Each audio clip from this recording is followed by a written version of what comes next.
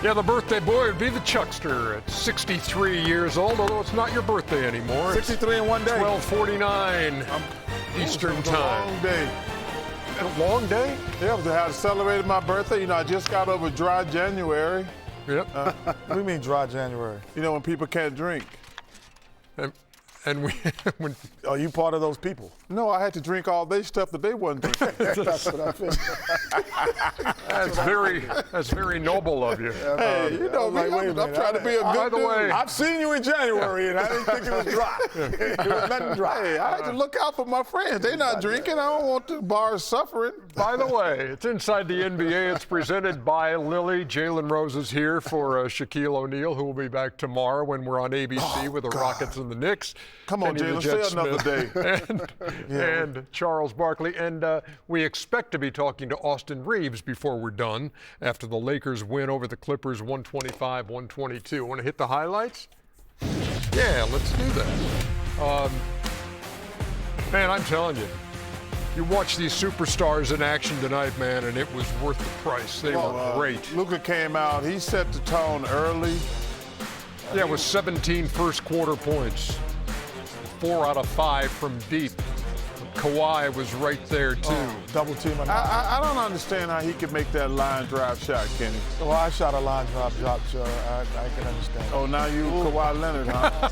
I shot like Kawhi. Okay. You left that open. Hey, John Collins. I can shoot better than Kawhi Leonard, yes. John Collins had to Nice leave the play. game Man. and did not return. I hope he's all right, man.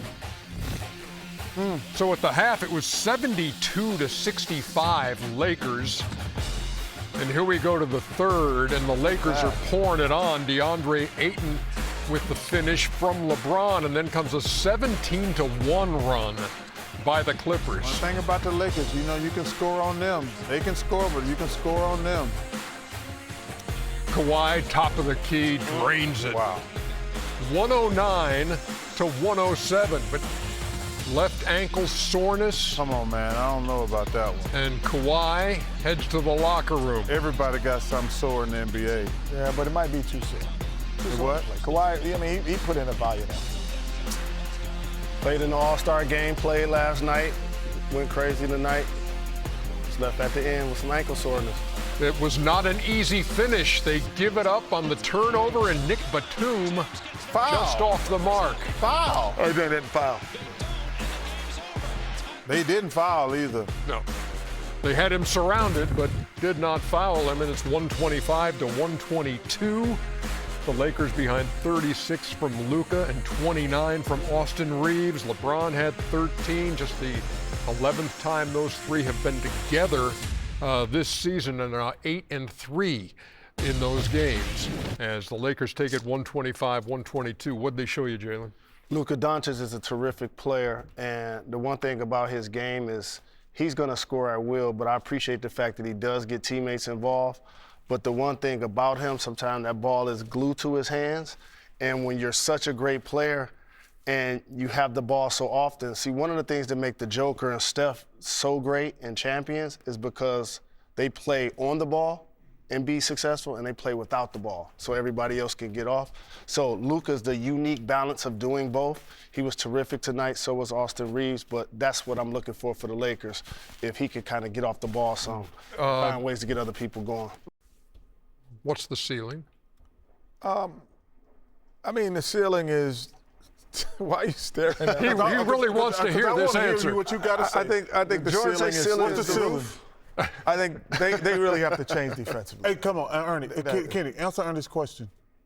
The way they're playing now, I would say. No, he asked you if all I would three say of those. second round. Second round. Just because defensively they have some Issues. deficiencies. But what I would like to revisit a little bit Kawhi. Kawhi just changed my mind on something. I always said to be an all-star, you kind of dominate, 2 or 3 categories. But to be a superstar, you can do 4 or 5. He's added another category that I really didn't think about. I always say scoring, rebounding, assists, leadership, and defense. That makes you a superstar. And like Michael Jordan could do all 5. And the 6th that he added tonight that I forgot, created double team. So when you're able to create a double team, it's an offense in itself. So you don't have to call a play, get him the ball in certain positions of the floor, double teams Kerr. So tonight we saw a guy keep his team into the game because he was dominating in 6 positions. He was, and lastly, Jalen and Chuck, he's the only guy, trying to think in this league right now, currently, that can get 30 and stop you from getting 20. No, Jalen can do that now. Jalen Johnson here? No. Jalen Brown. Jalen Brown. Yeah. I would agree with that. I would agree with that. So 2 guys in the whole league that can actually do that. What's your biggest takeaway from tonight, Chuck? Nothing. Nothing. No takeaway from that game? No, neither one of these teams are any good. No disrespect. That's harsh. When you say they ain't good, you mean not a championship They're team. not championship Okay, contenders. well, There's a difference between not being good not and any not being good a and champion. not being a champion are a little No, different. I'm not saying they maybe can win a round. I mean, I'm not gonna get there and say just because they beat a mediocre Clippers team, and I know the guy's gonna go on TV because they throw them stats out there. Them 3 guys play together. When those 3 guys play together, they still ain't gonna get. They might, and it depends on the seeding now, because if they're 6, 7, and 8, and they have to play Denver, Houston, or OKC, they're not going to beat those teams. I'm not even sure they can beat San Antonio. Well, let me rephrase it. They can't beat San Antonio. You think they can beat the Rockets? I do not think they can beat the Rockets. Do you think they can beat Denver? I do not. Do you think they can beat Minnesota? I do not. Okay, so you think they're mediocre? No, Well, they're that's not. No, okay. That's some interesting fodder as Austin Reaves has the headset on in Los Angeles, and I don't know if you're able to hear the conversation that was just being had here. Did you, Austin? Yeah, I heard a little bit. Yeah, what'd you think? Everybody's entitled to their own opinion. Yep. Hey, let me ask you this. When you guys are together, when it's LeBron and you and Luka, and again, this is the 11th time this year, how's that change your game? I don't know if it really changes much. I just go out there and, play the game the right way and try to support those 2 guys as much as I can. They're, hell of players, and I just try to compliment them in any way I can. Well, Austin, you started when you came to Los Angeles. You were a sub-thought. How do you change your mentality from being a sub-thought to getting more opportunities and more balls in your hand than the king, so to speak? Now, when you got there, it was like everything runs through him. And now things are run. When did that mentality, when did it switch? Who said it to you? How did that happen? JJ challenged me when he first took the job to be more aggressive and kind of lead. And, I just, like I was just talking about, I want to do what I can do to help our team be successful. And, it's going to change every night. One night Bron's going to have it going, and he's going to lead us to wins. Luka obviously is going to do what Luka does every single night. Rui can, get wins for us, DA. So, like I said, I just try to, play the game the right way, and I'll continue to do that. I've noticed some of your game the last couple of years for us from a confidence standpoint. You feel like you can score on anybody.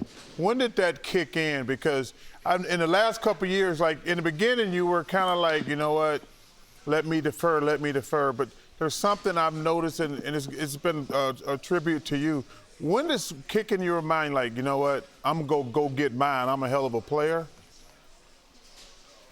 Yeah, sometimes you got to do what you got to do to get on the court, and that's what I had to do my first couple of years is do whatever I could do to, help Bron and AD. I knew it wasn't going to be with the ball in my hands, but, have those guys be able to trust me in, any situation and then just continuing to grow. I've always had, high confidence in myself when it comes to basketball, and, just, give it more opportunity and taking advantage of it. Austin, great game. Congratulations. You and Luka have become one of the most prolific backcourts in the league. And I kind of want to piggyback on the previous question. When did you decide that I could be a 25-point scorer in this league? Honestly, I don't really think about it. I enjoy playing basketball. Always have. Always loved the game. And love to just, play the game the right way, like I said. And obviously, Luka draws so much attention, and just being able to play on the weak side when he gets trapped, doubled, blitzed, and pick and rolls gives me an opportunity to, play free, play confident, and continue to play the right way. This is an interesting game Portland. because they played last night too. I want to see how Denver's going to come. Oh, don't leave him open, man. Chuck, this game was never in doubt. Because they got the best basketball player in the world right there. Absolutely. You know how many points they put on the board tonight? 157. No, they didn't.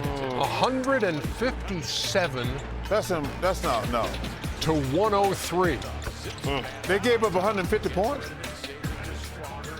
They scored 157. Come on, man. That's got to be a misprint. And won by 54 points. That's the widest margin they've ever had I hope in so. their history.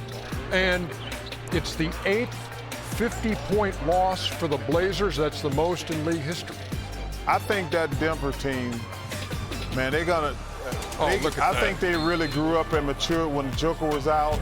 Yeah. They really stepped up, and that's going to help them in the long run. But, man, Portland, that is embarrassing to lose by 50 at home. It sure is, and I agree with you, Chuck. Once the playoffs come, the Joker is so very dominant, drawing double and triple teams. The Nuggets going to definitely be one of the toughest teams to beat in the West. Yeah, he had 32, 9, and 7 in 3 quarters of work tonight. He should have played the fourth. That's bad coaching. He could have had a triple-double. Yeah, see, what I like is the fact that they didn't Normally think, get it in the that they first don't half. think that way. He's already got 20 of those. He leads the league, and That's bad coaching. He could have had another triple-double.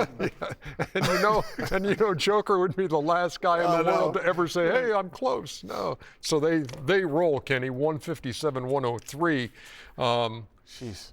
And Denver, when you look at those standings, number 4 right now. But man, they're so bunched up there. Suddenly that big Thunder lead is no longer. Only 2 games on the loss side ahead of the Spurs, and there's Houston. We're going to see Houston with the Knicks tomorrow night. Nuggets at 35 and 21. Great stuff. There's a big difference between 14 and 20, so you got to look at 20 go backwards. That's where like 20, 21, 21, 22.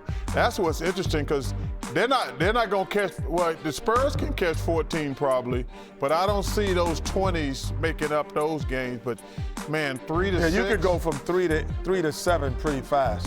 Yes. If you have a bad week or bad weeks, for sure. I'm really looking at that Or 7 to 3. Timberwolves. I'm looking at Minnesota as that sleeper, a team that's been to the conference finals the last couple of years. They have size up front. They have a go-to guy, a superstar talent in Anthony Edwards.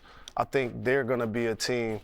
I feel like San Antonio with Wembanyama may be a year ahead of the curve. I like Castle. I love De'Aaron Fox.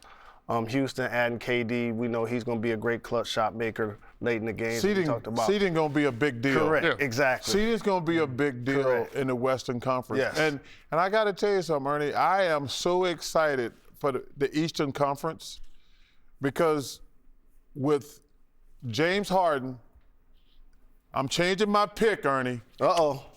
I told you I thought the Knicks was coming out of the East. Oh, what? So now you can change? Yeah, There was a trade. There was a trade. There Yeah. was All right. the Cleveland I can't Cavaliers. even remember what. Okay, now. Okay. Cleveland Cavaliers are coming out of the Eastern Conference. Wow. All right. Charles Barkley, we're going to talk about this. We're going to have to put something on that.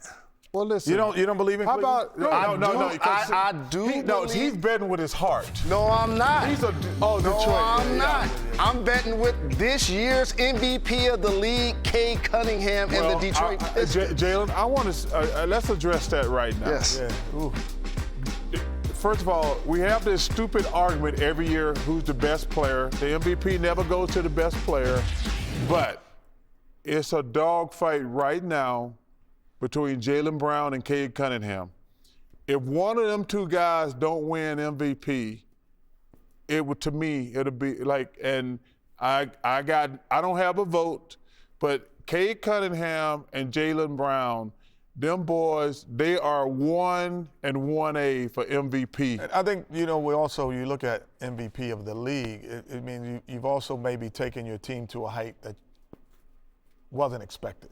That's both of them. And both of them have done that. Yes. If If you had a vote, Kenny. Too early.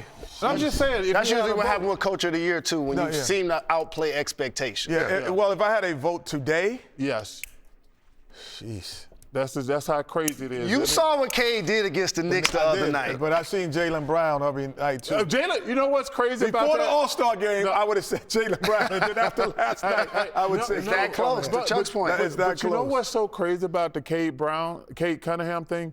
He was amazing last night. Did you see what Jalen Brown did in Golden State?